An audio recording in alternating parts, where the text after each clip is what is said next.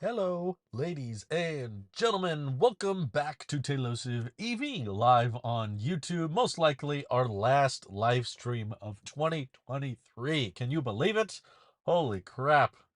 That went by. Cybertruck deliveries officially started. That still feels surreal after talking about how the Cybertruck is going to be this future vehicle for years and years and years, and we were waiting on it, and we watched other electric trucks start deliveries, like, of course, the Rivian R1T, the F-150 Lightning, and a lot of people thought that by being the first to market, that might give the other guys some leg up on the competition.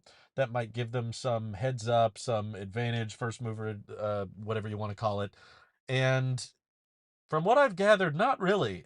um, Sort of like Apple in the tech world, being first does not necessarily mean being the best, I'm afraid. Hey, Baron, welcome back. Sorry, man, I bumped it loud. Essentially, Ford recently announced some sad news. I hate to end the year on such a sour note, but we don't have to talk about Ford during the entire live stream. Just for the record, we'll talk about whatever you guys bring up. I just wanted to kick this off because I was fairly bullish on Ford in the past. I was pretty convinced that they were making the right moves. I other than the interior, I wasn't in love with the exterior of the Mach-E. I really liked. I test drove one. I was very impressed with it. I liked the Mach-E. I liked the storage space. I liked the frunk, the sitting position, very smooth, great acceleration, and of course, F-150 Lightning. I think is the best electric vehicle Ford's ever made. Not saying much, but definitely F-150 has struck a chord with so many Americans, right? Like it has been one of the most popular vehicles sold for decades. A lot of people love the F-150, and the Cybertruck is cool and exciting, and there's a lot of cool tech in there. But I was personally just so grateful and thankful to have the F-150 Lightning as the antithesis. The fact that there could be an EV on either side of where you fell on the like pickup truck spectrum, right? Like if you preferred the more traditional design and you didn't want anything to be too flashy or turn that many heads, which I understand, I'm the same way. I didn't really want a car that was going to draw a lot of attention to myself. So I think it's great to have both. Like if you want a super post-apocalyptic futuristic vehicle like the Cybertruck, you can have it. And if you want a more traditional kind of standard looking truck that just so happens to be electric, that's also a great option. I think both could thrive. And that's I see F-150 Lightnings all the time, at least. And where I live, they're pretty popular. They're pretty common. So I was very sad during this latest round of announcements just a couple days ago. I have the article pulled up here.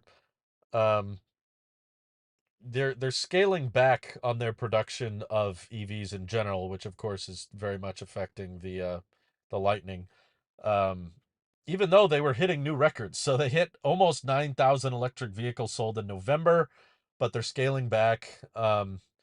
They sold almost 4,400 F-150 Lightnings in the entire third quarter, which puts it ahead of the Rivian R1T, which does mean the F-150 Lightning for a while there was the best-selling electric pickup in the world. Not to be surprised because F-150s are super popular. Ironically, just as I was describing that, my neighbor pulled in with their F-150.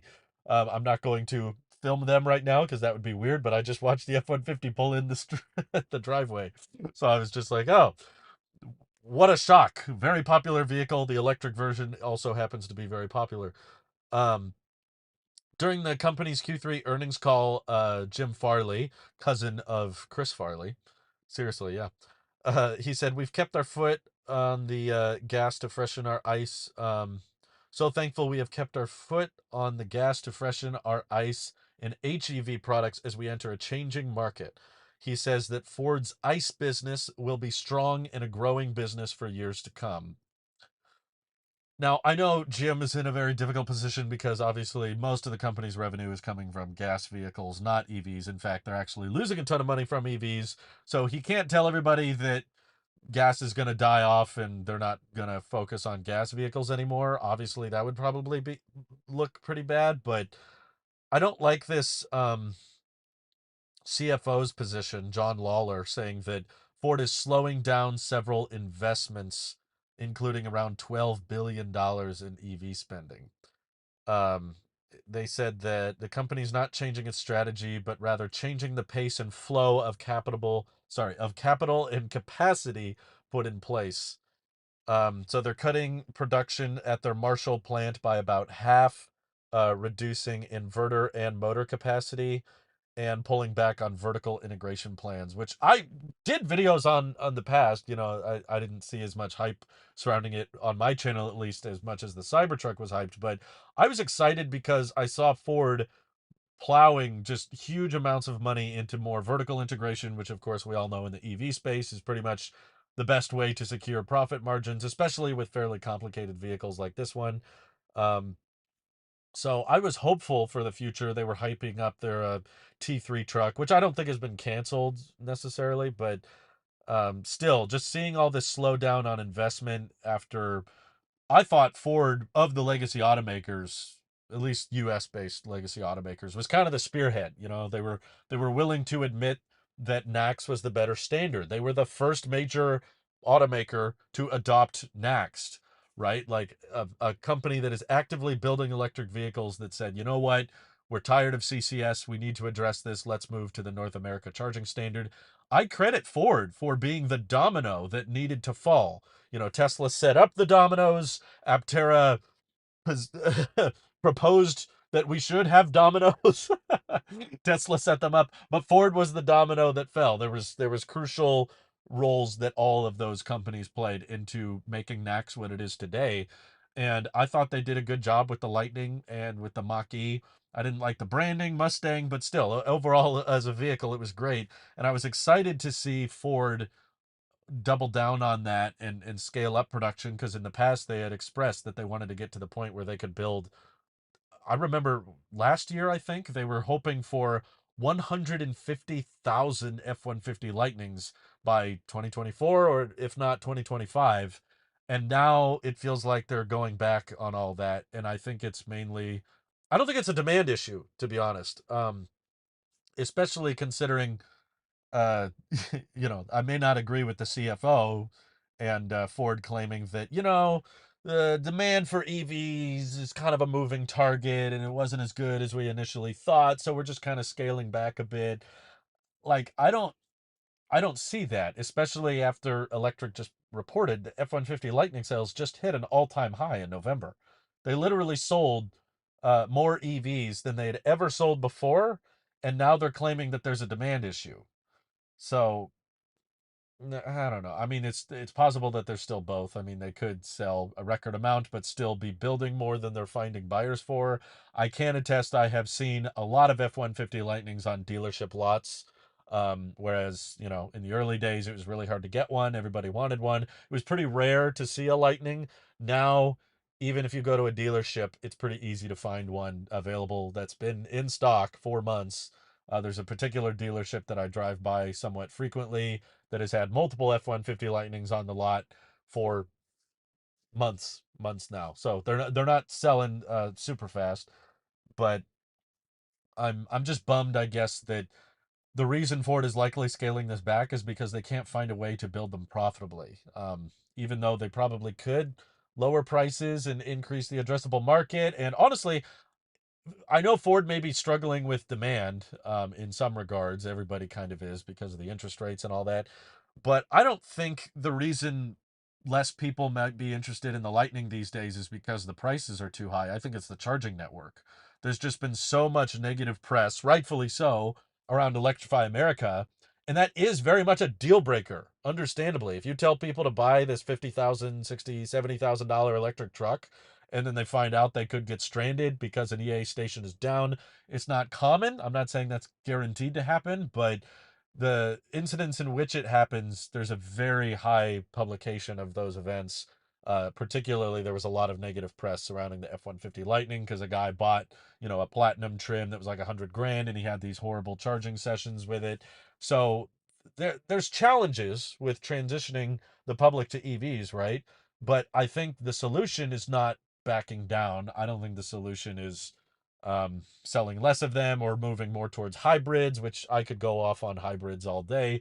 So if you want to go off on hybrids with me, please, let's talk. But um, I think the solution is Ford, it's great that they're switching to NACS, and I hope that having supercharger access helps accelerate F-150 Lightning adoption, but I think it's just too slow.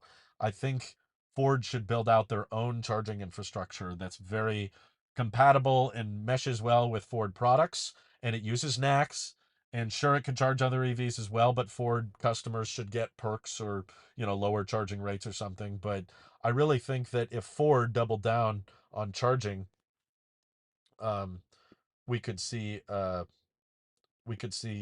lot more interest and demand in their vehicles because they're not bad vehicles by any means. They're more traditional, sure. F-150 Lightning is definitely not going to be as head turning or as controversial or as game changing as a Cybertruck with all of its new technology. But I don't think everybody wants game changing technology. Some people like the game we got going, and having an option for people who are used to traditional pickup trucks that also want to go electric, um, I think is a good move.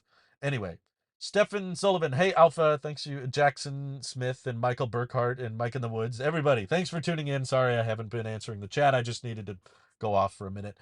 My 50% EV threshold guess of 2 years from now might be closer to 3. Can't believe these legacy automakers. Well, the good news is Tesla is still growing. So even though Ford may be slowing down and the legacy automakers can't seem to step it up, I don't think it'll matter as much in the end. I think Tesla will. They've been in the lead and they will continue to be in the lead, at least in the United States. I've read a lot of reports saying that BYD in China is very close to surpassing Tesla, even with global sales.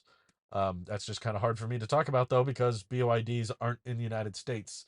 So I don't know enough about the company or about the products to really compare them. But all I can tell is BYD is doing very well. And there's a good chance they're going to surpass Tesla in global full electric vehicle deliveries. We're not counting hybrids. If we count hybrids, BYD has passed Tesla years ago. But I tend to not count hybrids. That's still an ICE vehicle, just like RC Robinson said. Um, a hybrid is a compromise. A hybrid is a middle step. A hybrid is still a combustion engine vehicle. And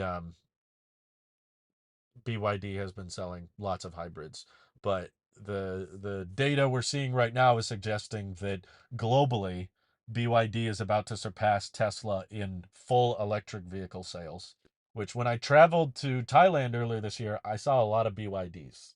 So I believe it makes sense. Tesla is on pace for monopoly power in North America. I agree with Oopsie very much. I don't see anyone coming close.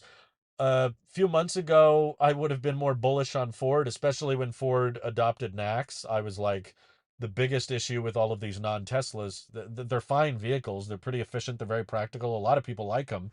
The biggest issue is the charging infrastructure, and companies need to do something about it. They can't just stop saying, well, we hope Electrify America fixes their problems, because the charging infrastructure is very, very crucial to the success of an EV. That's why people keep buying Teslas and not necessarily any other EVs. But Ford was the first to move on it. We're switching to NACS. We're going to access the supercharger network. That was a great call, and I was rooting for them, and I was excited for all the investment they were talking about and all the electric vehicles they were planning on making. And seeing all this scale back is just discouraging to me. I don't know. And them saying that they want to go more in the hybrid direction, to me, is kind of like giving up. The market has spoken. People don't want hybrids. Hybrids tend to cost more than pure gas vehicles. They're usually not much cheaper than full electric vehicles. And of course, hybrids still take gasoline. So, and they still have a combustion engine to maintain. So that eats into a lot of the incentives by going with an EV. A lot of the reason people go with an electric vehicle is so they don't have to put up with a lot of ICE vehicle crap, right? It's like the anti-car. That's the reason a lot of people like Teslas, are because of things it doesn't have.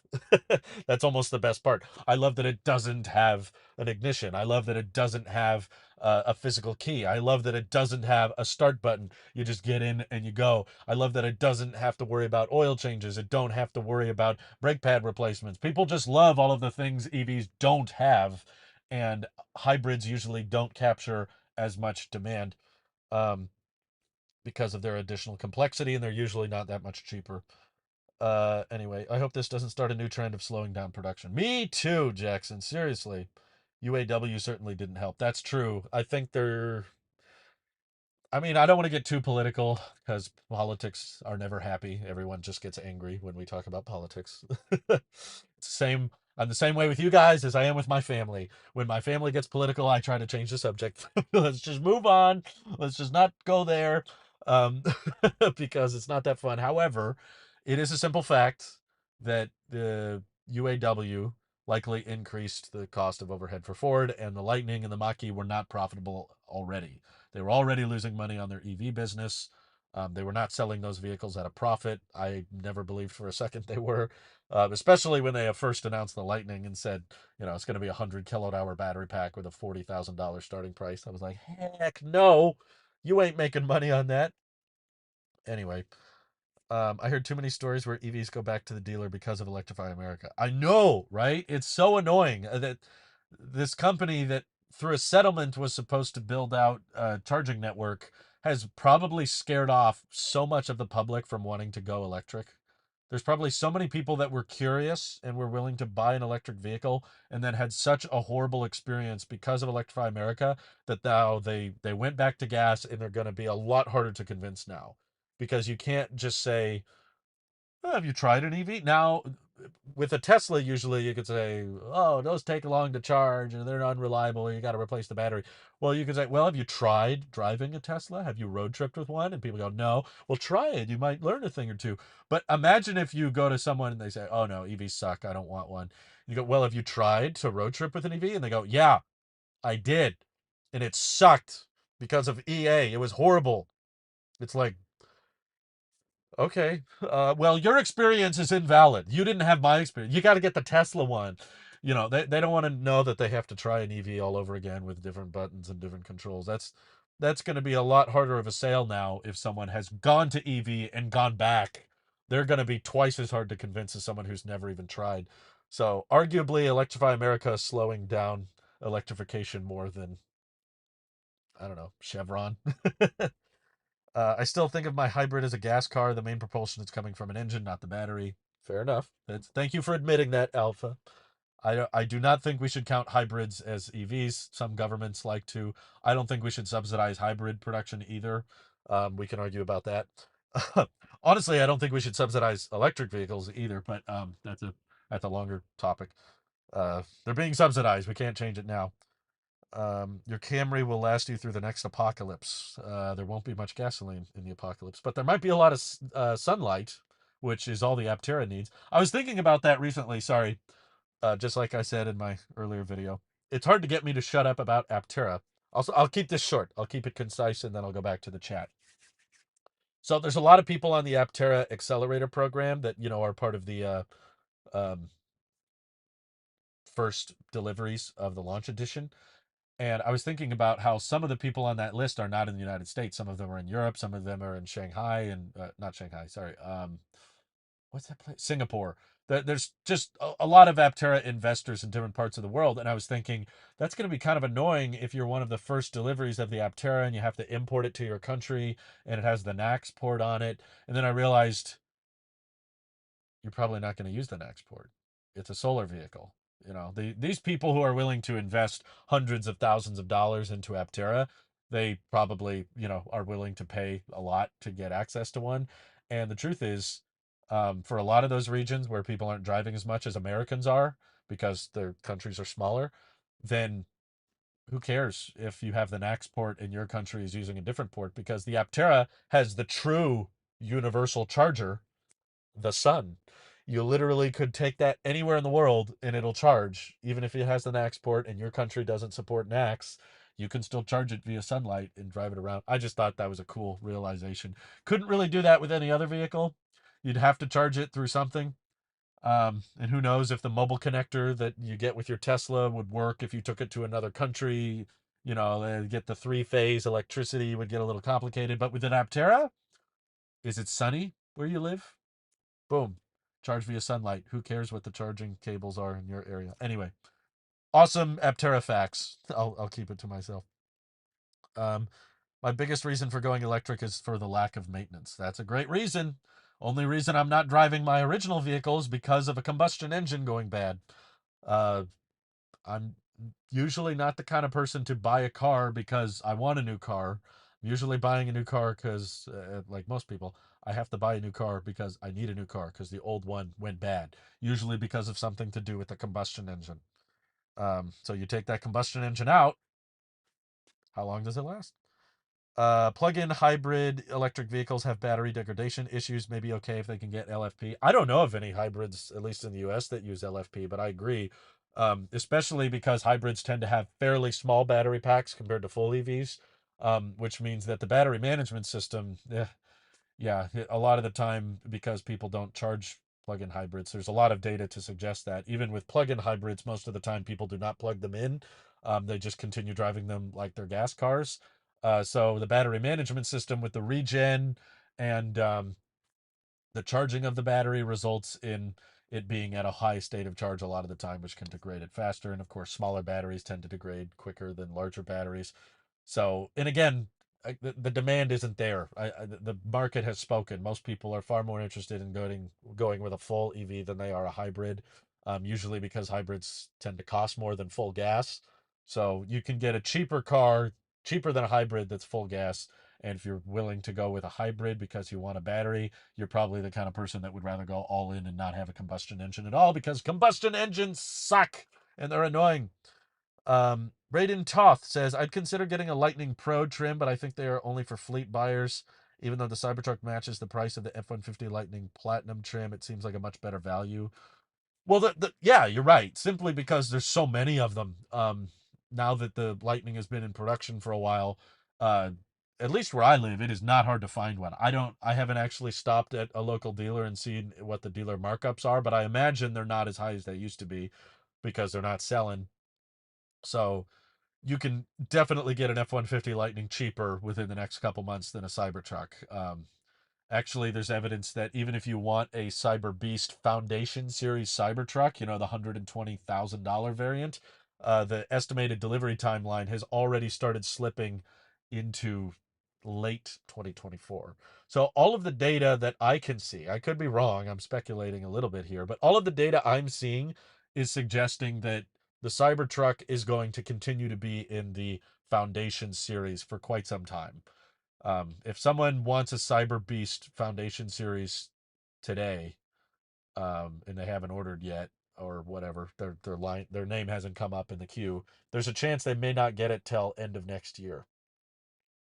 I personally think Cybertruck demand is very, very high, particularly by people with a lot of money, which means that the price of the Cybertruck, I don't think will go below $100,000 for quite some time. I hope I'm wrong, for the record. I've been wrong before. I'd love to be wrong on that. I've talked with several people in my audience that are saying, I'm getting the Cybertruck, but I'm waiting for it to qualify for the point of sale tax credit, the 7,500 knocks it down from 80,000 to 72,500.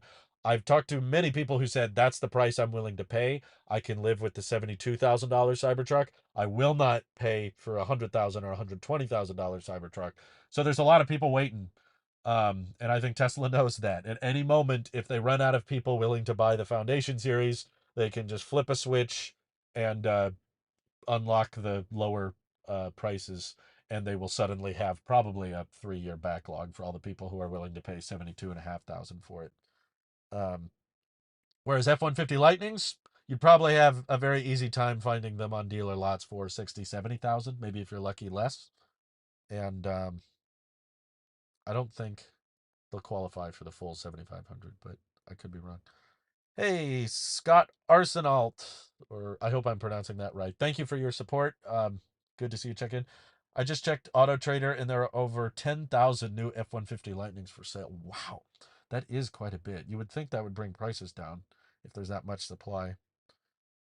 Um, Not when the DMV won't let you register the Camry. What are you guys talking about, Camrys? Um, who's going to run the electricity company in an apocalypse? The sun. That's why I want an Aptera. You charge it via sunlight. Also, there's a lot of people that do not rely on electricity companies. So if you want to get complicated about what's going to survive the apocalypse, which I think is kind of a stupid discussion, if we go into an apocalypse, we're all screwed. It's going to be Mad Max. Whoever has the most guns is going to win. So that's. I don't think we're going to care about who has my Toyota Camry components in stock. It's going to be who has the most guns, because even if you stockpile a bunch of food at your house and even have a little bit of weaponry to protect yourself, someone else is going to come by with more guns and rob you and take all of your food and water. So apocalypse scenario isn't going to go well. I don't fall into the doomsday preppers where they're like, um, I have a bunker with a bunch of stuff in my place, so I'll be okay. It's like, someone with more guns than you is going to come by and rob you for everything you got. And you can say, no, oh, because I got a gun, but someone else is going to have more guns than you. And then we're just going to run into another tyrannical government. Have you seen Mad Max? It's very accurate. It's just like Mad Max. The guy with the mask and that creepy guy. Mediocre. That guy. He's just going to come to your house and take all of your beans and rice and take over your bunker. Apocalypse won't be fun. But gasoline is a lot harder to come by than sunlight. So Aptera relies on sunlight mostly to charge. If I was in the apocalypse, I would want an Aptera with 1,000-mile range, and I could sleep in the back, charge it via the sun. I would try, if I could, to get additional solar backup cells so that you could replace them as they get older. But uh, the sun would last a lot longer than gasoline refineries. I was interested in base Cybertruck, but it is a huge and 50% markup as a non-starter. Tello would be great if they make it. I agree. I'm totally there with you. It's very early, so it's hard to know whether or not Tello is, going to make it to market. But I like the idea. Everything they've said about it is quite encouraging. Aptera without solar is a two-seat Model 3, which is 3 times as efficient. Still can plug in with level 1 and get plenty. That's true. Um, Yeah, most people live in places with sunlight. So I plan to charge Aptera with hydropower. Too many Karens would key it if parked outside. Oh, interesting. I'd like to see how you do that. The apocalypse argument never made sense. It takes a ton of electricity to produce gas, and you need electricity to run the pumps. That's right. Unless you find a way to produce gasoline from home through your own locally mined oil, then you're not going to get very far with gasoline vehicles. Even electric vehicles won't last forever because solar doesn't last forever. So if you don't have some factory that's actively producing new solar cells, eventually you'll run out of solar panels. So don't the apocalypse argument is stupid. It's talking about basically how you're going to survive the first 10 years of the apocalypse, and most likely whatever causes the apocalypse is going to kill us all anyway. So I don't know. It's a ridiculous subject to me. It's like, if that happens, we're all screwed. Okay. People talk about EV. What if the grid goes down? Okay, how are you going to pump your gas vehicle without electricity? And then how are you going to store food without refrigerators, especially in warmer climates? And then you can't store as much food. You run out of food without electricity. There's no grocery store. Society collapses without a grid within a couple weeks, regardless of how much food you have stockpiled at your house. People start getting antsy. They'll start robbing each other if they get hungry. So they'll just come to your house with a gun. If you don't let them in, they'll let themselves in. Apocalypse means we're all dead. That's what it means. It's not, oh, I was more prepared than the rest of you. It's not going to happen. We're all dead. Don't count on it. It's wild that so many people are willing to pay $20,000 over MSRP and also forfeit federal state tax credits for a dual motor foundation Cybertruck. I wouldn't do it, but I'm not the one getting it. So there's clearly some people that want it a lot more than others. I agree, but that's something I was wrong about that I can confess. I thought Tesla was going to keep Cybertruck deliveries to just employees and keep the price at $80,000 so that the employees could get the tax credit. And then once all the employees got their trucks, then they would open it to non-employees and raise the prices because it'd say, well, based on the demand, it's very high, so we figured we should raise the price. But no, they actually made the employees pay full price. Employees don't get any discount or any advantages. There's a great YouTube channel that you should all check out watching. I kind of knew this was going to happen anyway. As soon as Cybertruck delivery started, I was like, yep, okay, my channel's not going to be the one-stop shop for Cybertruck content anymore. It was for a long time. I would cover every little bit of Cybertruck news, but now that the Cybertruck's out, the channels who have Cybertrucks are going to have a severe advantage over me because I do not. So they get to talk about their ownership experience and their usage, and that's obviously far more interesting than just some guy talking about rumors. So I'm watching a great YouTube channel that you guys should all check out called Our Cyber Life.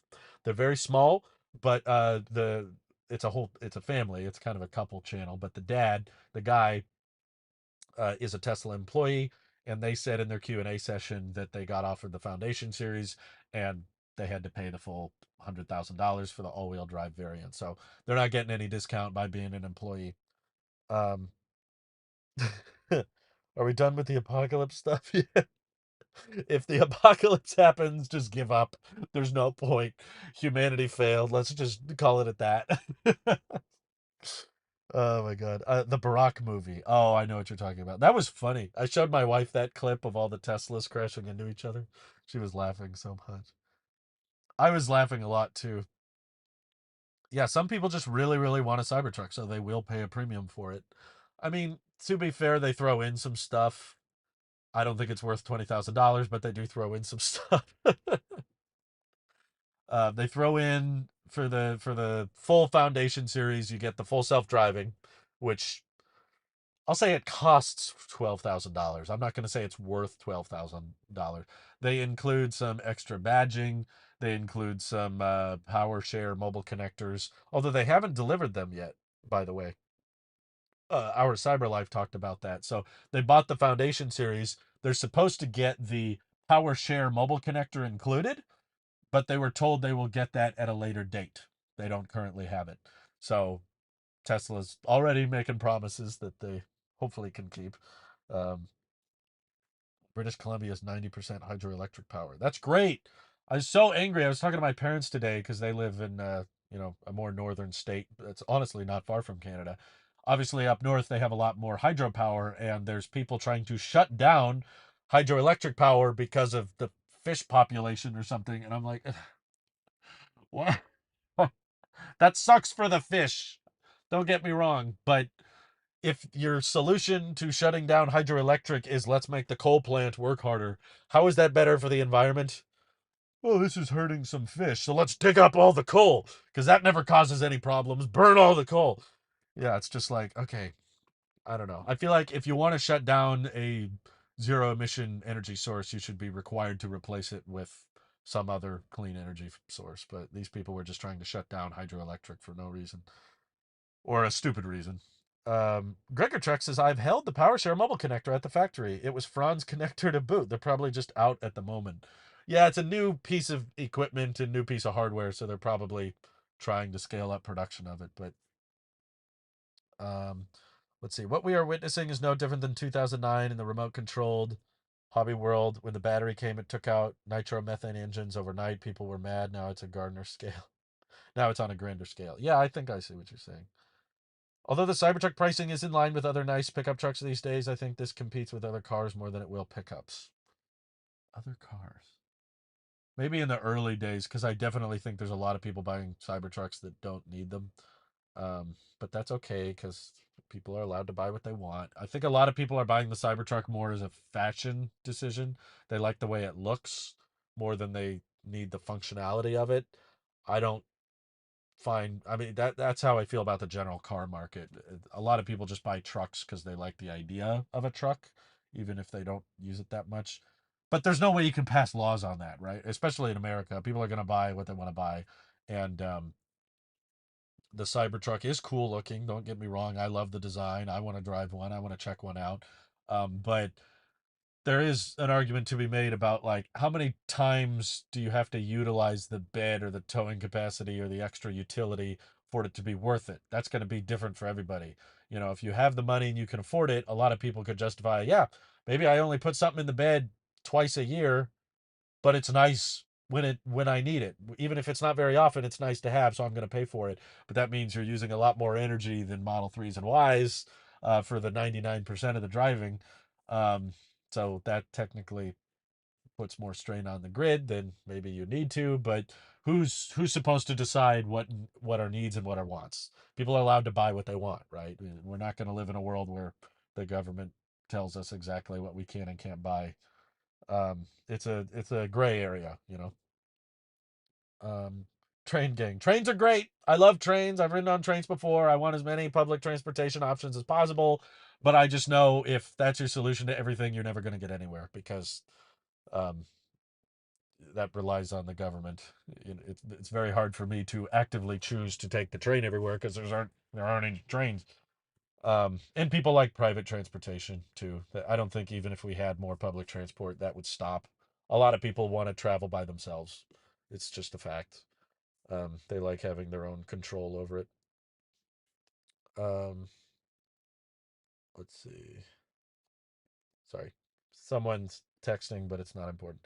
If I keep FSD, I'll pay the same as a Cyber Beast without. Cyber Beast without. Man, this cat is brave. He's walking right up to me. Um, if I drop FSD, I'll pay the same as if I was getting a Cyber Beast, but I don't know yet. Um, yeah, Cybertruck all-wheel drive without the Foundation series would be 80,000. So with FSD, it's I guess 92,000. So you save some money by not having the badging and all that, but it's not worth it. I'm just trying to tell you now. Don't buy full self-driving. I'm sorry. I'm just gonna be one of those guys. Our culture really doesn't favor public transport, but yeah, I mean, you could argue human culture does. I mean, there's still, even in countries where there's great public transport, there's still a lot of cars. Japan has some of the best train systems in the world. Some of the best public transport on the planet is found in Japan, and Japan is the fourth largest car market. Okay, so I can't. I think the misconception people have about public transport is that it replaces the demand for cars. It really doesn't. I mean, it can help alleviate it, but there's a ton of places where people still want to buy cars, even if there's public transport available. Um, the Foundation Series Cybertruck should have the range extender in it. I'm not convinced the range extender is going to make it to market, if I'm being honest. Um, it totally sounds like one of those things that Tesla claims they'll eventually get to and then never gets to. Um, Kind of reminds me of the Plaid Plus Model S. Does OpenPilot slash comma AI work on Tesla? I think it only works on older Teslas because when I went to Aptera, I talked with Chris McCannon, their head of marketing, but he also used to work at OpenPilot. He used to work at Comma AI, and he told me he has OpenPilot on his Tesla, but it's a 2015 Model S. So I believe you have to have Autopilot 1 hardware in order for it to work, but technically, yes, but I don't think you can get open pilot on the new Teslas. I think the range extender is a stupid idea personally. Yeah, I it still feels like a compromise and logistically it sounds like a giant nightmare and usually Tesla doesn't like logistics nightmares. They usually if there's a way for them to cut out a process or cut out something, they'll do it. So, I would not be shocked if we find out later, oh, Tesla actually ended up scrapping the range extender. It's like the perfect car salesman technique, right? You go, "Oh, well, we can't get the range up to 500 miles right now, but if you take delivery of the truck today, you can buy an accessory that will get it to almost 500 miles. That way, you try to alleviate people's complaints by telling them it will go 500 miles. It just won't do it right now. And they take delivery of the truck, and then by the time they cancel it, you hope that everybody who took delivery forgets the fact that they needed 500. You convince them that, hey, you bought that Cybertruck last year. How's it going? Oh, it's great. I love it. Yeah. So what you're telling me is 300 miles is actually kind of enough for you. And you go, well, yeah. Well, guess what? We just saved you $16,000 by not making the range extender. Okay, I guess I saved a lot of money, and I'm using the truck anyway, so I might as well keep it. It's well, the prices is one issue, but the bigger issue is going to be installing them at scale at service centers. That's going to just clog up so many service centers. It's not going to be easy to install. It will weigh over 1,000 pounds, and I also don't think it's actually going to help as much as they say it does. They claim it adds 130 miles of range, but I think the bigger issue that we were talking about earlier, the 4680s, both the ones they put in the Cybertruck and the ones they put in the Model Y, they do not have a very good charging curve, which is a bummer because that kind of matters a lot. They built the truck to support it. There's power connections to the pack for it. If they do not do it, someone will make it. Okay, let me finish. There's still issues I have with it. I mean, I haven't seen the inside where the hookups are, but how the software handles it, it's problematic to have additional battery packs attached to the car for several reasons. For one, the charging curve is already not that great if you have two battery packs installed with the vehicle. How you cool them will affect how fast you can charge them, and the buffers have to be accounted for on both. So you have a buffer on the top and bottom of the main battery in the truck, and then the range extender also has to have its own buffer. Where do you access that battery? Do you access it between 80% and 20%? In which case, when the range extender battery gets low, it has to switch to the other battery. And then when that battery gets low, it has to tell you to stop before it gets completely depleted. So, how you can fast charge the big battery and the range extender at a successful speed is going to be rather complex. Um, and I think that that will affect your overall trip time to the point where you're basically, I think, going to experience what people buying the Rivian Max Pack are experiencing, which is that just simply adding more cells doesn't fix anything, or doesn't fix much, I should say. Um, I believe the ports are on it. I believe you, Kyle. I just think that um, if your goal is to go faster on road trips by not having to stop as much, it's probably not going to work out. I think the range extender will probably slow your charging curve, and then the trip time on road trips will be negligible. It won't even be that different. Um, Foundation series, from what I understand, will include a gateway, which is $1,800 value, and the tri-motor will include a $4,000 install allowance for the gateway. That's cool. It kind of assumes everybody needs it, but um, they should make the range extender an option on the configurator, so they just install it at factory like they do with the tow hitch on the Y. Again, I think installing a range extender is going to be far more complicated than installing a tow hitch. It's not light. It's not going to be cheap to build, um, and it's going to be expensive, and it's going to eat into your efficiency because it weighs more. So I'm saying is don't get your hopes up. Okay, I hope I'm wrong. I hope the range extender lives up to all your guys' wildest dreams. But should I turn this on? That helps a little bit, I guess. If I open this. Light! Haha! Sorry, it's getting dark. Um, the battery pack can be split into two 400 volts. I didn't hear that it can be it's four 200-volt packs. Um, I still thought it was a meme when they announced it. Yeah, the range extender is awfully confusing, and how it affects the charging curve will directly affect. I mean, that's kind of the big realization people are having right now. We've got Kyle from Out of Spec testing the Rivian Large Pack versus Max Pack, and it's not that different, especially if you're basing it off of EPA estimates. Those are wildly inaccurate, especially at highway speed, which is where you're more likely to care about range. So the advantage is probably not going to be an extra 100 miles. I think it is probably going to be more like an extra 60 miles in real world range. And then the additional charging time will make it just kind of dead weight. It'll probably still be faster to just charge the main battery and ignore the range extender. And then when you go on your way, now the range extender is just dead weight, and it's not going to be easy to remove. You can't take it out yourself, and it eats into your bed space. But to be fair, a lot of people don't use their bed.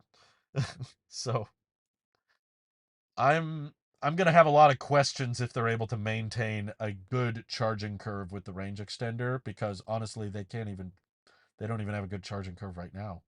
It's pretty disappointing. That's probably one of the weakest points of the Cybertruck right now is the charging curve of the 4680s is it tapers off very quickly, and it's already a very inefficient vehicle. So I mean relative to other Teslas. So it's inefficient in that um 250 kilowatts in a Cybertruck is about the same as getting 150 kilowatts in a car like this.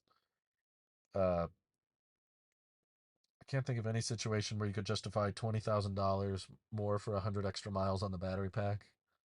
Yeah, I don't think very many people can, and again, I don't think it's even going to be an extra 100 miles.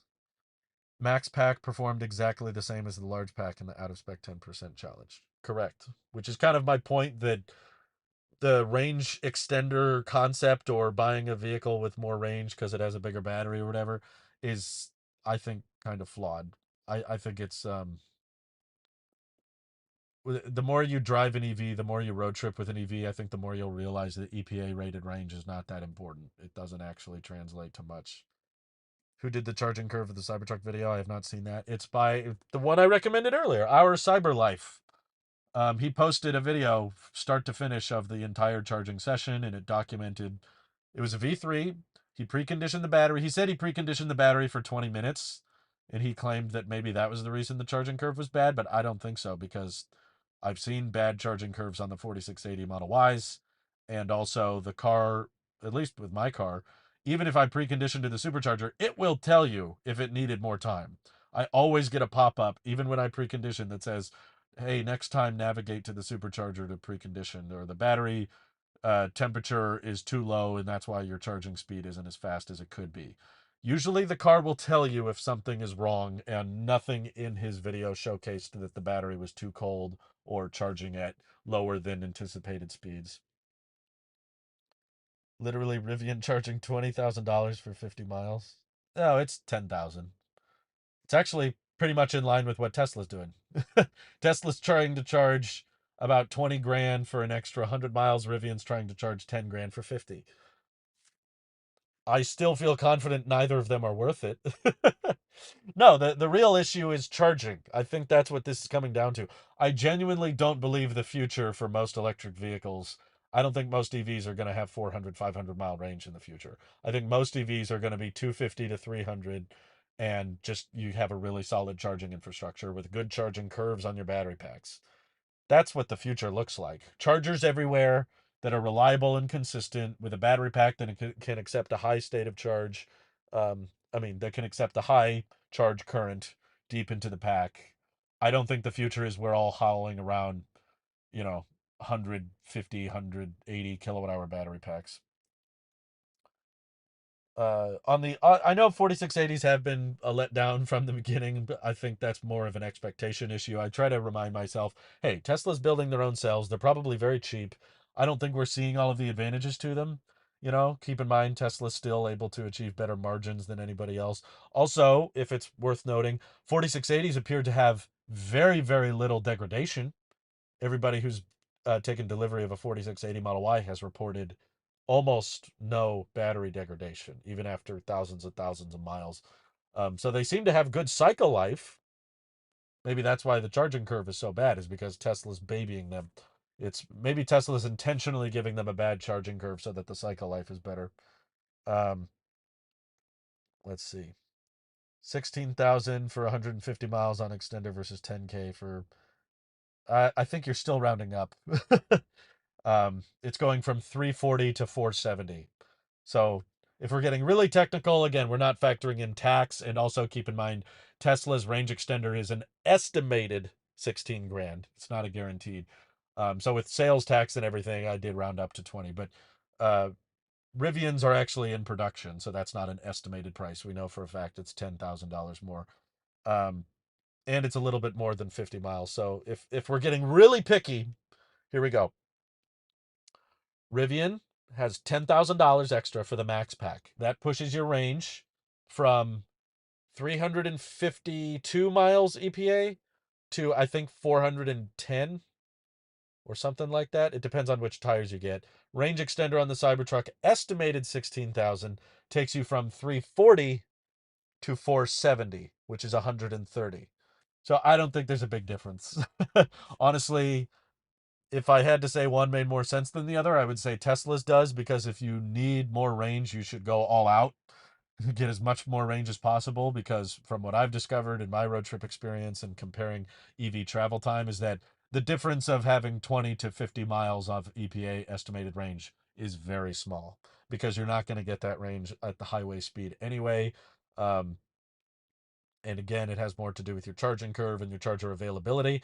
What makes a big difference is if you can skip entire charging stops, which is why I still personally have reserved a 1,000 mile range Aptera, is because, okay, the difference of 1,000 miles versus 300, yes, that makes a much bigger impact on your travel time. The difference between 270 and 330, not that much. It's like, so if you're gonna have a bigger range option, you should go all out with it. I don't think you should just do, here's 350 and here's 400. And because our human brain sees higher number, oh, 400, that's high. We think that unlocks some additional use case, and it really doesn't. Like we saw in the highway range test with the Rivian Max Pack and Large Pack, the Max Pack went an extra 22 miles. So it's an extra 10 grand for an extra 22 miles. And the charging curve of the Max Pack was also not that great. It was pretty much on par with the charging of the Large Pack. So it couldn't accept current faster. Um, so essentially, the lesson was it wasn't worth it. More range didn't help. Um, I think more range helps if you're talking about big differences. Like, obviously, there's a difference between an EV that has a 50-mile range and a 250-mile range. That's a big difference. But difference between, you know, 340 and 400, or uh 410 versus 450, yeah, that's all semantics. Um, let's see. This also means people won't get that much life out of their batteries if they're charging faster. Charging faster. Well, the point is 2170 cells have been around for a while, and they have a better charging curve, and they have proven decent cycle life. There's people with Model 3s and Ys that have driven them over 200,000 miles, and they don't experience much degradation. So I don't think the cycle life is the issue. Can you imagine buying a new Honda Accord with a 12-gallon gas tank? With $10,000 more, you can get a 17-gallon gas tank. That's kind of a good way of explaining it, John. Thank you. John 209 has a perfect analogy. That's pretty much what it is. Would you pay an extra $10,000 for five? Whoa, why did the phone freak out? Sorry, that was weird. Would you pay an extra $10,000 for a gas tank with 5 more gallons? I live in Lathrop, California, and there are 4 superchargers within 5 miles of my. Well, okay, yeah. Everybody in California lives within 5 miles of a supercharger, except me. Um, sorry, the video feed should be okay now. Aptera battery option cost per kilowatt hour is better than Tesla slash Rivian. If anything, those options need to go up, and Aptera doesn't have the buying power.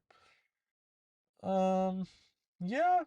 Well, I think all of us big Aptera fans are well aware the prices on the website are not that accurate.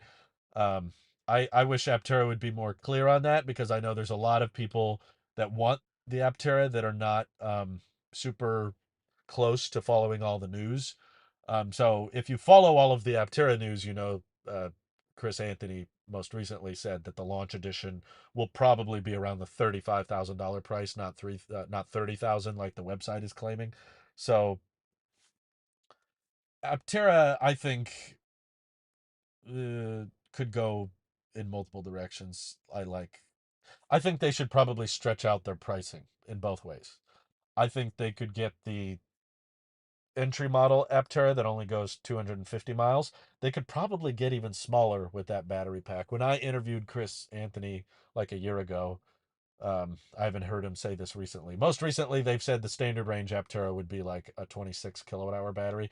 But in the interview he did a year ago, he mentioned potentially doing an 18 kilowatt hour battery pack. I actually think that might be a smarter idea, because I think the goal on the entry level Aptera should be, this is your commuter.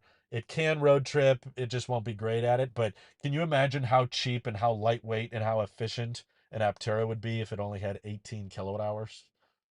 The battery pack's the heaviest thing in that vehicle. The rest of it's carbon fiber in these tiny compact in wheel. Oh, why does it keep freezing? Sorry, guys. I don't know what the heck is wrong. Is the phone freaking out? Let me lock it. Okay. Fix yourself. What the heck? Do I need to do this? Do I need to do a webcam? Yeah, it's just frozen. What the heck? Sorry, guys.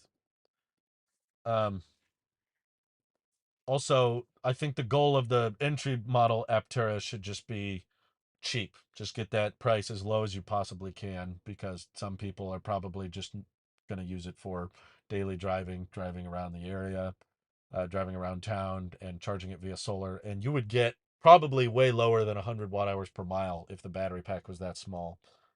Um, Sodium-based Aptera would be awesome for commuters. Yes, I agree. Sodium batteries are very interesting. I'm excited to watch more of Mike in the Woods coverage on those because it's new chemistry that hasn't quite been proven yet, but I'm still excited for it. Um, just DM'd Brandon Flash, 17,000 miles on his 4680 Model Y with 99.1% range. That's great. See, that's an advantage to 4680s. There's not many. But that's one of them. I have about 2% degradation after 18,000 miles on a Model Y long range. That's amazing. Good for you. Ford should all the dealers set up charge stations. They would have a charger network immediately. Maybe. I don't think they have the ability to. The dealers aren't going to be happy about that. I don't think the dealers like EVs. They can't service them. Um, I'm not sure what batteries in my Model Y has a 2023 dual motor long range out of Fremont. Yeah, you have 2170 cells that were probably made in Giga, Nevada. Let's see. I'll drive a nice car until the day I can no longer purchase one. Simply not enough charging infrastructure and far too expensive. Well, Aiden, I implore you to check out the used Model 3 market because there's definitely this is a fantastic vehicle and the supercharger network is quite plentiful. It's honestly, why does it keep beeping like that now? Is it working? Okay. Hey, it's back. We'll see how long it lasts. Um, let me see if I can change the color temperature of the screen. I'm kind of using my Tesla display to light me right now because it's getting dark. No one wants to charge at a dealership. That sounds horrible. Um, My 2020 Model X has degraded 2% in 60,000 miles. I want to believe you guys, but that sounds way too good to be true. Like, I still think 10% degradation is livable. You know, some people act like, oh my God, I lost 10% of my range. It's like, you're very rarely driving from 100 to 0. Pretty much never drive. I've actually never seen my car get below 2%. I've gotten close. I've had some close corners where I've gotten into the, single digits, but I've never driven it below 2%. I never saw 1% on that screen, and you have to see 0% on that screen to get the full EPA rated range. So if you miss out on the top 10% because it's old, whatever, I don't think it's that big a deal. Um, Used Model 3s are getting pretty cheap, but it's all, oh my God, it keeps happening. I should probably just turn that off. Um, I should probably just drive your current gas vehicle until it doesn't drive anymore. And then when it doesn't drive anymore, or there's a big issue with it that's going to cost you thousands and thousands of dollars to fix, that's probably a good time to consider an electric vehicle. I don't think if you have a good, somewhat new, reliable working gas vehicle, I don't think you need to immediately throw it out. We made the decision to get our Model 3 because we knew our Hyundai Sonata was getting old. It was 15, 16 years old, and it was getting to the point where it was making some weird noises, and it was functioning, but we were pretty convinced like any day now this thing is going to go kaput, and we don't want to only have it was our only car. We were a one car household, so is that we don't want to have just this one car um, if it goes bad. So we were ready to replace it because it was getting old. And sure enough, shortly after, a little while after we bought the Model 3, the Sonata stopped starting and it needed some work done to it. And it's still not completely fixed. It's fixed enough that it can drive around town, but now I would not feel comfortable taking my old Sonata on a road trip because the starter in the engine is not reliable enough. And it's to be expected. It's an old car. It lasted almost.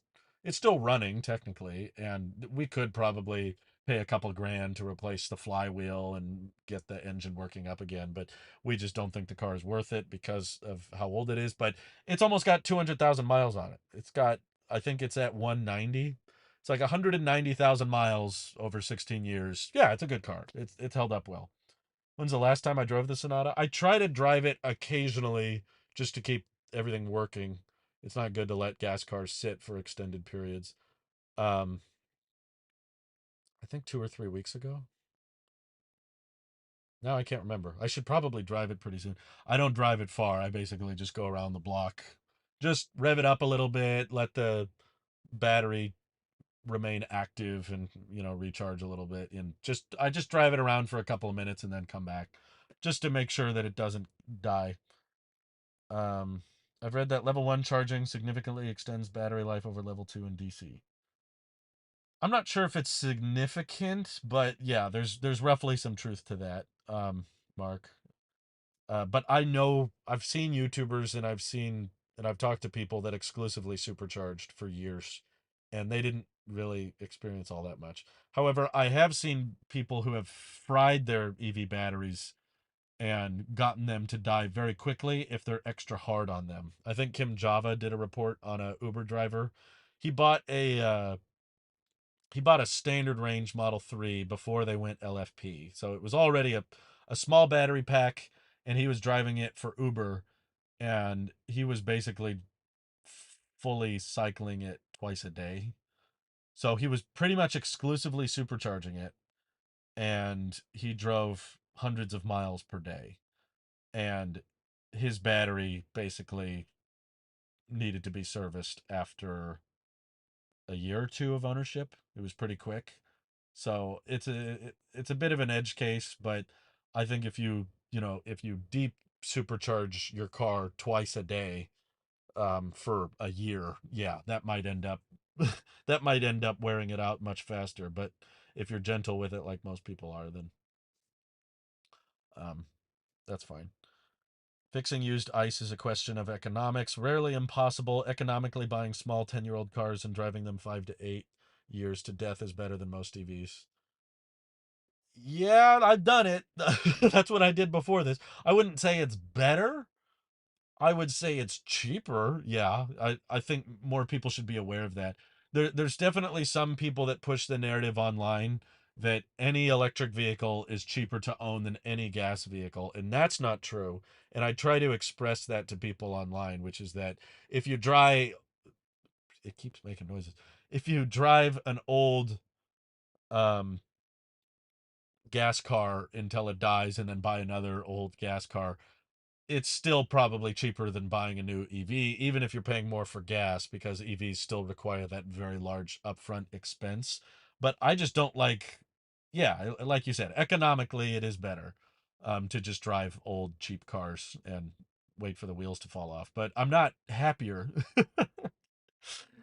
People want, something like their vehicle to be reliable. So we kind of knew getting into the Model 3 purchase that it wasn't necessarily going to save us money, but we did know we were going to enjoy our vehicle ownership experience a lot more. I don't know. I've done the whole let me drive my beater car thing. Um, Definitely not environmentally comfort or reliable. There's probably some argument to be made that buying used cars is better for the environment than buying a new car, because a new car requires a lot of new emissions and new mining to go on. But yeah, then it gets the advantages are eaten away when you burn a bunch of gas to drive the car. So the obvious best case scenario would be cheap used EVs, which I'm excited because every year we get a little bit closer to that reality. um let's see. Sorry, my wife's asking what I want for dinner. Let me think. What entree slash side do I want? Pork fried. It's a Chinese place we like. Probably pork fried rice. Anything. I'll just say anything works. I'm not picky. We're getting Chinese food. Whoop whoop. American Chinese food, of course. Um, let's see. Hidden cost to health running ice. That's true. It's also not good to have a combustion engine spewing out toxic fumes around your place. Um, Maybe orange. I'm kind of craving orange chicken. Sorry, you guys are getting way too much information. um, Hasiel, thank you for tuning in. Biggest downside of the 2024 Model 3 in your eyes? Easy. Oh my God, there's never been an easier answer to that question. The gear stocks. Everybody loves their gear stocks, right? I know a lot of people have gotten used to the capacitive buttons, but that's the thing. why do we have to get used to something? It wasn't broken, right? I don't know. I think it's not necessarily an upgrade to me. It's kind of a side grade or a down. Some people really like gear stocks. Some people are fine with no gear stocks. I think I'd be more okay with no gear stocks if it was steer by wire and you didn't have to turn it over and over like that, because finding the blinkers when you're spinning the wheel around like that is probably going to be more difficult. I haven't had a ton of experience. I was fine when I test drove the plaid model, not the plaid, but the refresh model S with the yoke. Um, let's see. Yeah. Very hard to believe these super low 2% degradation figures for 2170s after 18,000 miles. Please cite how you determined degradation percentage. Um, yeah, I have a hard time believing those as well. But my point is, if you can't notice significant degradation, then that speaks for itself. It's semantics whether or not it was 2% or 5% or 10%. The point is, you can put lots and lots of miles on your car and it still works. You can still go great distances. You can still road trip. You can still charge, and that's the point. Um, that's why my sister and I are thinking of buying a Chevy Bolt. We want to support the idea of cheap EVs. Yeah, absolutely. But we need cheap, profitable EVs. That's the only problem with the Bolt. I love the starting price, but the reason they decided not to make it anymore is because they don't make money on it. You need a company that is incentivized to sell a cheap EV. Part of the reason I'm invested in Aptera. By the way, I don't think this gets talked about enough. As you can tell, here Drew goes again talking about Aptera. You have to factor in cost of ownership. You have to with a vehicle, because people don't buy cars to have them sit around and do nothing. And the Aptera will by far have the lowest cost of fuel, of energy, of any vehicle, because it should get close to 40 miles of range per day from the sun. And even if you don't live in a sunny climate, even if you just plug it in via NACS, the mobile connector, it's still going to use less than half the energy that this car uses. So if you factor that in, the Aptera is probably more in line with the price of like a $20,000 car, factoring in 5 year, 6 year ownership costs. Or if we're comparing the Aptera to a gas vehicle, I would say the Aptera cost of ownership after 5 years is probably closer to like a $15,000 car. Um, with the amount of money you save on both gas and electricity, it's like taking it to the next level, right? You have a gas vehicle, monthly fuel costs are way up here. You have an EV, like a Tesla, charging costs are around here. With an Aptera, you go down here. It's like another step lower. Um, but yeah, I'm all in favor of that. Obviously, best case scenario is cheap used EVs. That's how you get the most economic and the most environmentally friendly. Wonder what insurance rates will be on the Aptera. We don't know for sure yet because no one's tried to insure one, but we're pretty confident based on our conversations with the company that because it's an auto cycle and because they support right to repair and make all of the parts their goal is to make all the parts accessible. I think it should be cheaper than a typical car to insure. I don't think it'll be 200 a month, but it'll depend a lot on your region and your driving history and all that kind of stuff. But I think the fact that it's an auto cycle helps, and the vehicle itself costing less usually results in the insurance costing less. Um, yeah, according to insurance, it still counts as a motorcycle. When Aptera seats more than two people, 50% of the time there's three people in my car, then I'll consider buying one. I actually plan to ask them about that because I did ask. We talked about the center console design, and Aptera says they're intending to open the floodgates for third parties. Um, let's see, what time is it? 26. Um, sorry, what was I saying? Oh, Aptera wants to have a very modular interior, so you can take out the center console and take out the seats if you want to, and all that. Um, so I think there's a possibility. I don't think this is necessarily going to be the safest option. I can tell a lot of people in the chat already are like, "Oh no, Drew, what are you thinking about?" I think, and I'm going to save this because I've gotten to interview Aptera several times, so I have a list of questions for my next interview. It should be possible to swap out the center console in the Aptera. Yep, Mark Sparks, he's ahead of me. Swap out the Aptera with a bench seat. I question if it'd be possible. It wouldn't be super comfortable. Probably not good for road trips, but in a pinch, which I feel like is a lot of the time where people need three people, could you fold up a middle seat and have three people fit in the Aptera? I didn't ask them specifically about doing a bench seat. I know there were times in the past Chris Anthony mentioned doing a jump seat. I'm not exactly sure if there's a difference there. I'm not sure if he's referring to a small seat that fits in the back. Because I'll be honest, after sitting in the Aptera myself, there's a lot of room in that thing. There is a crap ton of leg room. And there's a lot of cargo space in the back, but obviously it's a teardrop shape, so you can't exactly fit a second row. I could see how they might feasibly be able to fit a seat in the back, but it would be crammed. It would be a small seat.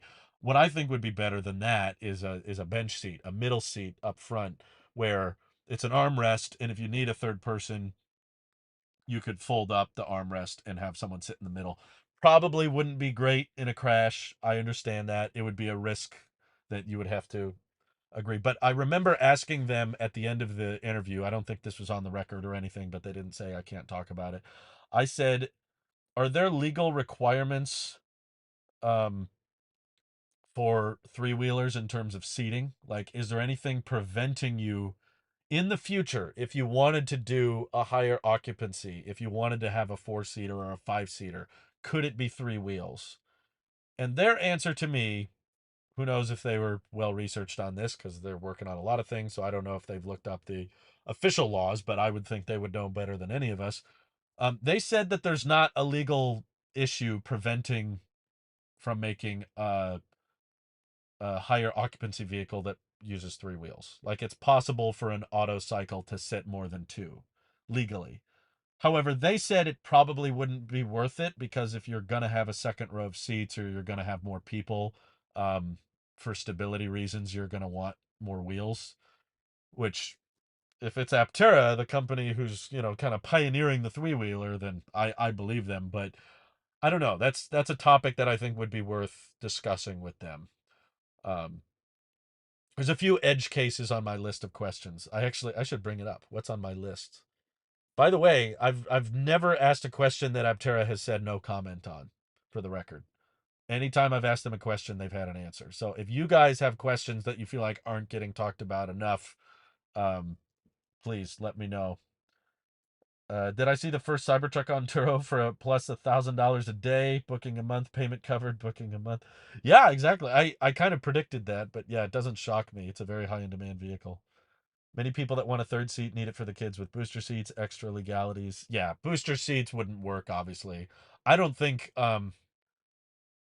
a booster seat or, a child seat is going to work in the Aptera in any configuration, two seat or three.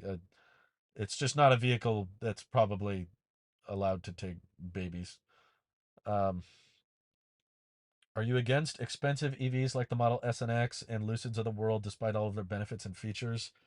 Not inherently that they're expensive. I just want them to find a market. That's my issue with Lucid.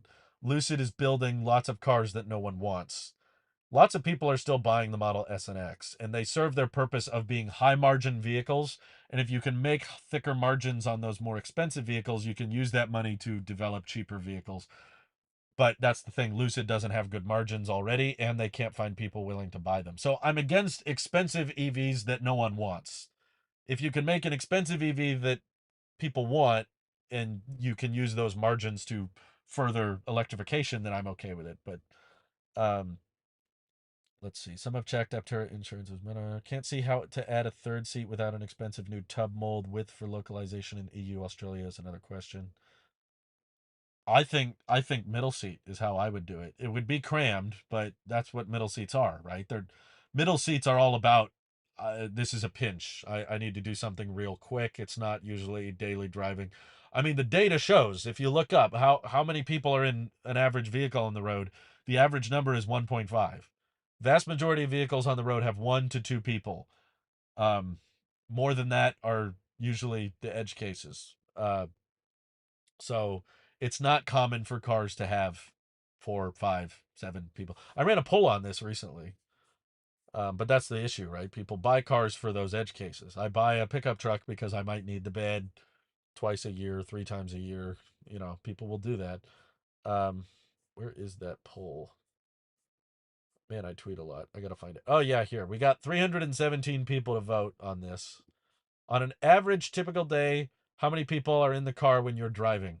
86% said 1 to 2, which means for the app, for 86% of people who voted, the Aptera would be just fine. If we want to bleed into 97%, that's where the second row kind of covers those edge cases.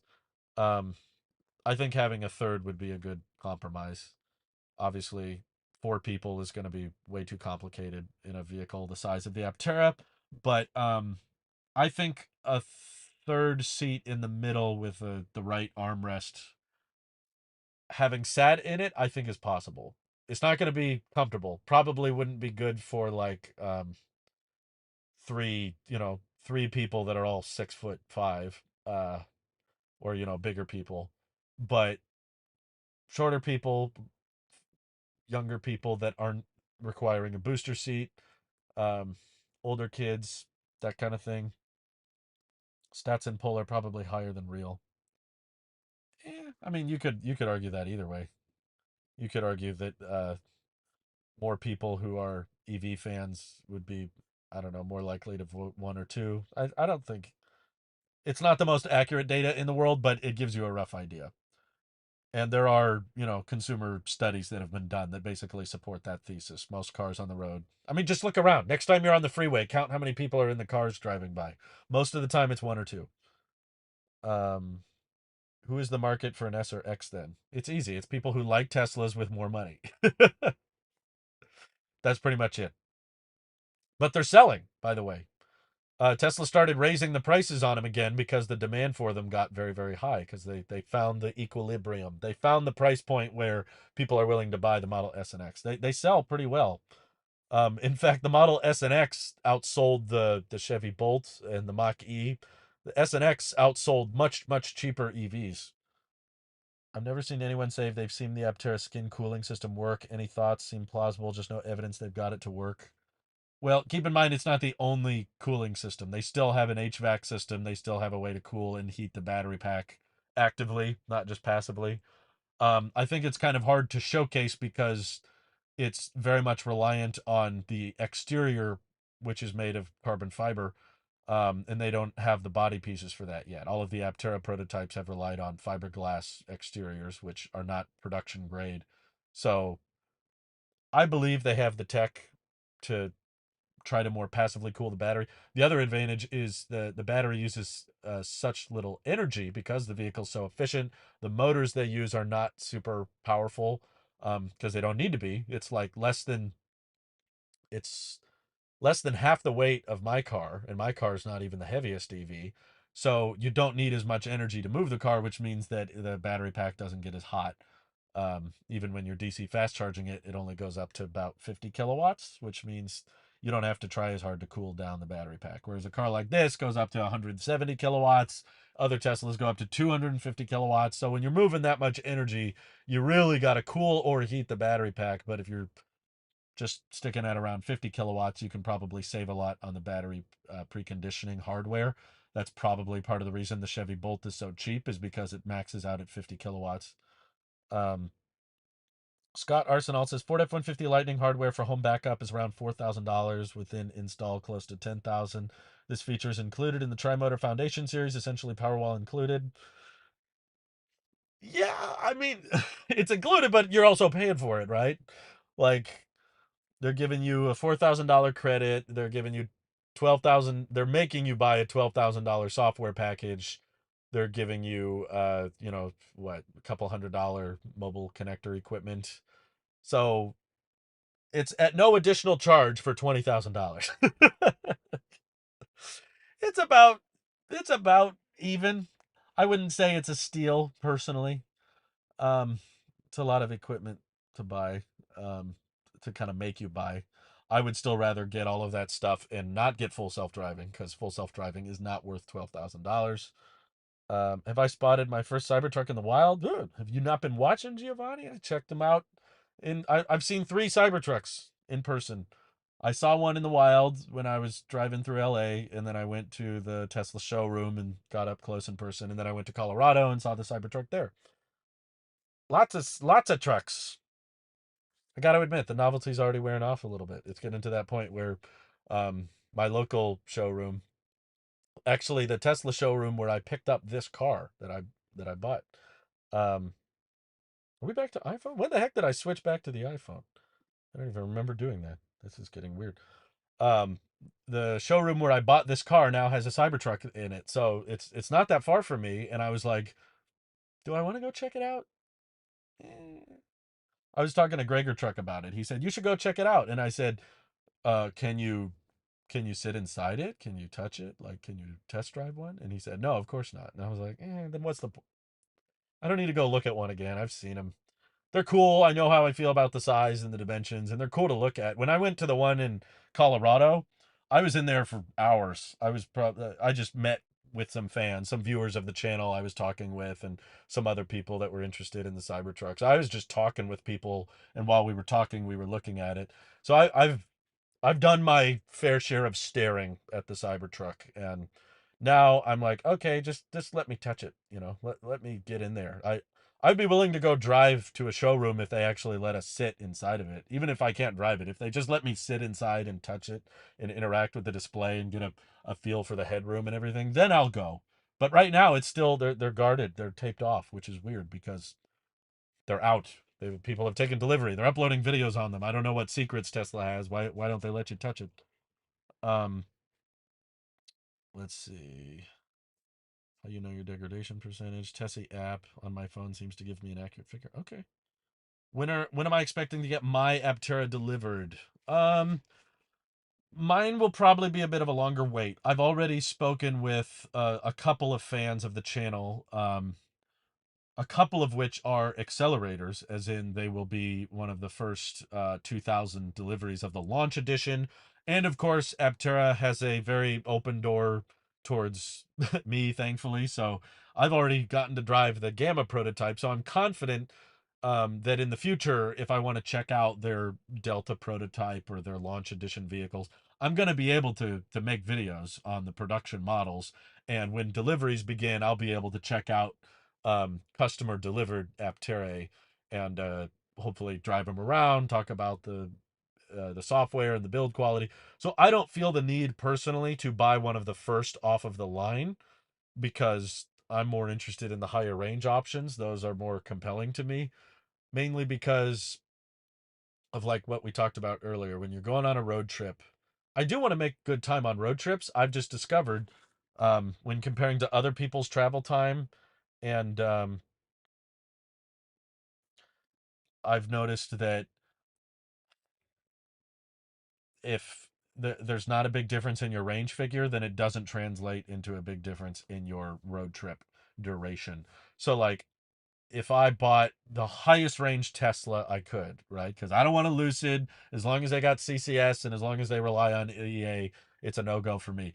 Of course, I need NACS. That's mandatory. So if I bought the longest range Tesla, okay, long range Model S with over 400 miles of range and it can fast charge at 250 kilowatts, and I charged it to full, and I drove it to my parents' place out of state and back, it results in me saving about an hour, maybe a little bit more, depending on how you drive.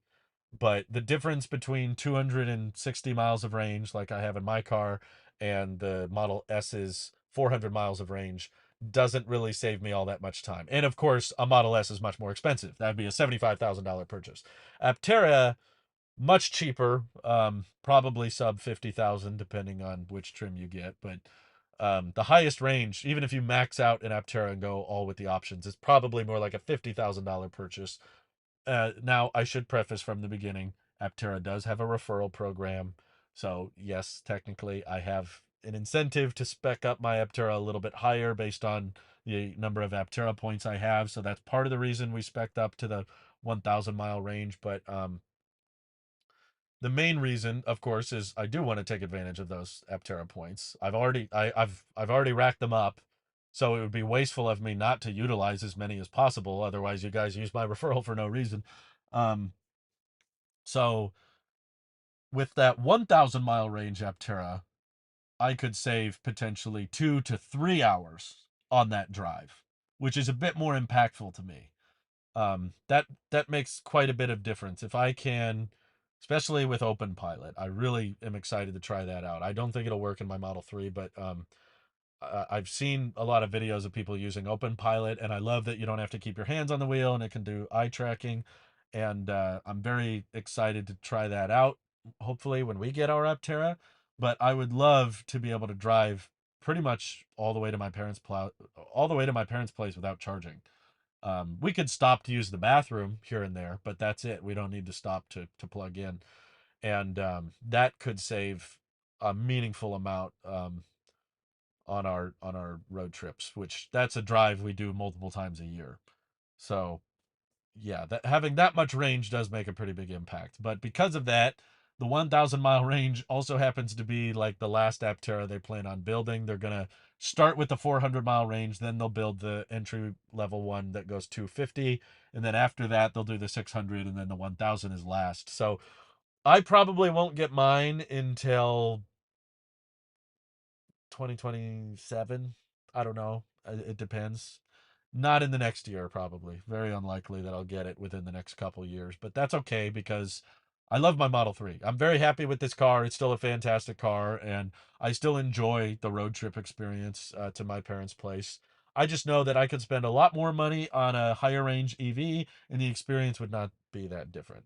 But the Aptera is pretty affordable, and it would make a very noticeable dent in the travel time to get to my parents' place because it could basically you could drive it all day without needing to charge. 1,000 miles, it's not easy to drive that far um, quickly. You know, if you even if you maintained 80 miles an hour. I don't. By the way, that's EPA estimated range. I don't think I'll actually get 1,000. If I get 800, that would be great. Like I'm expecting it to be 20% worse than what they're claiming, and that's still an incredible range. So let's say you drive 80 miles an hour. That's still 10 hours of driving. 10 hours is a lot of driving. I mean, I've done it, so don't get me wrong. I've done 15 hours of driving. I've done 16 hours of driving before. You can do it, but it's you're pretty tired by the end of it. So if and on a lot of the highways that I have to drive to get to my parents' place, you can't go 80. A lot of the speed limits out there are like 70, 75. Um, Pre-autopilot Tesla models have been retrofitted with open pilot through a community fork. That's correct. Yes, the Chris McCannon, the guy who showcased how open pilot works on the Aptera, he has open pilot on his Model S from 2015. If it has autopilot 1, I believe it works. So I can't get it on my car, but from the videos I've seen of it working, it's quite impressive. Most people I've talked to said it's the next best thing after Tesla's full self-driving. So Tesla's FSD, obviously, as far as privately owned autonomous driving goes, that's like the most capable. That's the one that can do all this turning and roundabouts. But after that, open pilot is what a lot of people praise as being much more affordable than Tesla's FSD. The computer and everything is only like $1,300, whereas FSD is 12,000. I'm trying to figure out how Kyle does 1,000 miles per day of road tripping. A lot of caffeine. It's not healthy. Probably not healthy to drive that much regularly, but my parents aren't even 1,000 miles away. So theoretically, if the Aptera does get even remotely close, even if it's 10% worse than what they claim, I could drive all the way to my parents' place without stopping. I don't think that would be fun. It's good to take breaks for the bathroom and stuff, but um, technically, it should be possible. How does 140 miles more of range only result in one less hour? 140 miles is a lot of driving. It's because of your charging curve and the charging locations. So, this is an important feature that I try to remind people about road tripping. Um, it's not like you can charge your car anywhere you go. So if there's a big gap between charging stops, if the long range EV dies 10 miles away from the next charger and the standard range dies 30 miles away from the next charger, it doesn't matter. You still have to stop at that next available charger. So you could arrive at that charger at 20%, or you could arrive at that charger at 8%, but you're still stopping to charge. And dependent on the charging curve of that location, that affects how long you're waiting. So again, the more you road trip with an EV, I think the more it'll start to click in your head that actually the EPA estimated range is not all that valuable. First of all, it may sound like, oh, 140 more miles, when in reality, in real world range, that's more like 80 miles, because when you're going highway speeds, you're not getting your EPA estimated range. So the distance advantage is not as great as you think. And when there's big gaps between DC fast chargers, that higher range won't matter because you're still dying in between chargers. If you drive till zero, which you don't do, you're going to die in between chargers. So what you have to do is stop where there are chargers, and a lot of the drives we do, there are big stretches of no chargers. So on that particular drive, it also, yeah, like Alpha said, bigger battery takes longer to charge, uses more energy. That plays into your trip time because um, Model S is going to use more energy per mile than this car. So even though it has more range, it might have to stop longer to get more range back in. It needs more energy. So it still was faster. Don't get me wrong. It still saved an hour, but again, not as big a deal as you may think. This might be a hot take, but I feel like carbon fiber looks cheap and don't understand why it tends to be a premium upgrade. I prefer the stock wood look. Wow. Yeah, that is a hot take. My wife hates the look of wood in interiors. That's part of the reason we wanted the white interior. She didn't like that big wood paneling. Um, Also, I don't really think carbon fiber looks premium by any means, but I just think it's an impressive material. That's why I'm excited for the Aptera to be made entirely. The main body is almost entirely carbon fiber. It's strong, it's durable, it's rigid, and it's light. And it's a cool material, you know. If you want to ever diminish carbon fiber, just call it plastic because that's technically what it is. That's what my father-in-law he said the Boeing 787 is actually made of plastic. The whole plane is plastic. It's carbon fiber, but plastic sounds cheaper. I agree with that hot take. I despise carbon fiber. Wow, okay, you guys are agreeing. Interesting. How bad is base autopilot today? Well, it basically hasn't changed other than it's gotten worse in regards to how it yells at me when I look at the screen. Honestly, I have reached the point where I will not use it unless I'm on the freeway. There were times in the past where I'm in town and there's long stretches of road where I would use autopilot. Now I don't even do that because of how much it beeps at me and how much I have to kind of correct it. There's still long stretches during the road trips where a lane opens up and it drifts into that lane. But that's the funny thing. I watch YouTubers with FSD and it still does that. Even though you paid $12,000, $15,000 for full self-driving, they still have lane drift issues. So it's an issue with free autopilot, and after you spend 15 grand, you still have the same problem. So that's why I'm very much not interested in it. I could use FSD for free with my referral credits, and I'm still not doing it because I'd rather have free charging. It's like that's how I could get free FSD for 3 months right now, and I'm not doing it. That's how because I think I would just get angry with it. I think I would just get annoyed by it. My wife disagrees with me a bit. She still wants to get. It's not even so much that. Um, it's not even so much that she wants full self driving. She just likes a good deal. She's a coupon cutter. You know, she loves to find a good deal and a good price. And we're kind of stacking up our referral credits because she wants to get hopefully full self driving outright tied to the car. Hopefully they bring that back at some time next year, and that's what I would put my referral credits to, because then we could get FSD for life, for the life of the car, and it can stay with the car, and then we don't have to worry about subscribing to it or paying for it or whatever. Um, so that's why we're kind of stacking up on referrals right now. But I'm still not even convinced that's worth it. I'm still like, I would rather get free supercharging because The FSD, I've used it. I have friends that have it. I have even friends not just I have a friend a couple miles from here that have it that has it on his car, and he complains about it all the time and says it sucks and he has to turn it off and intervene all the time. And if it's not for the YouTube channel, like I could, if I wanted to make FSD videos, I wouldn't have to buy it. I could just drive down the street and ask my friend. He's told me multiple times he'd be totally up for it. Um, don't you think that people who buy non-Tesla EVs typically just don't like Elon? I think a lot of people don't like Elon, including people who buy Tesla, if we're being fair. There's a lot not to like, but um, I don't think that's the only reason someone buys a non-Tesla. I don't think Elon plays as big a factor as maybe other people do. He probably has some factor. I've talked to people who said they would never buy a Tesla because of Elon. I don't think that's the majority of people, but I have family members that have said that to me. They said, I could never buy a Tesla because of that thing Elon said.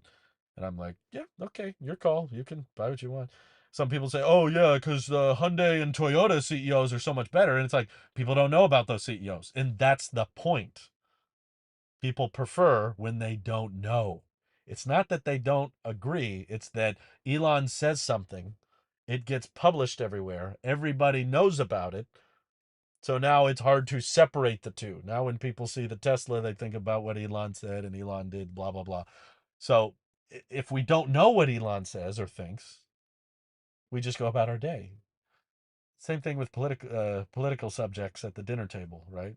It's much easier if we just don't talk about it. It's not that we all have to agree. It's just that we'd rather not know what your thoughts are on that because it's probably not going to be good. Um, there you go. There's Alpha. I don't like Elon that much, but I still want a Tesla. Kind of finally clicked in my head about range. Whether you shut off 10 or 35 miles away from the charger, it's the same thing. You're still stuck. It Thank you for saying that I explained it well, because I usually am not very good at explaining things. But yeah, it becomes way more obvious when you road trip. I'll just put it that way. If you ever get the opportunity to do a road trip in an EV, I think you will slowly start understanding why the range is not the end all be all. It's your chargers that makes a much bigger difference. Um, Wait till they hear about Henry Ford. Carbon fiber looks like a design of a mat or carpet you'd find in a child daycare. That sounds like an amazing child daycare. I don't know Elon's politics. I just like he's keeping conversations open. Well, he's banned a few people. I'll just put it at that. Um, what's with the Slender Man ambience? I don't know. I've got all the lights in the car on right now, or I could turn on more back here. Does that make you feel better? Anyway, I've been live for a while. We should probably wrap it up. You're right. It is getting dark, and I think it's dinner time. So we'll call it there. Thank you all for tuning into this live stream. I had a lot of fun. I love talking with you guys about this stuff. You bring up such great points, and I really enjoy our conversations. I hope you guys have a fun and safe New Year's Eve. Please don't light off any fireworks. They're just not worth it. You can watch someone else do it. Just don't do it yourself. There's so many dangers, so many injuries every year from fireworks. Just be careful out there. Have a merry New Year, and I'll see you guys in 2024. Thanks for watching. Bye bye.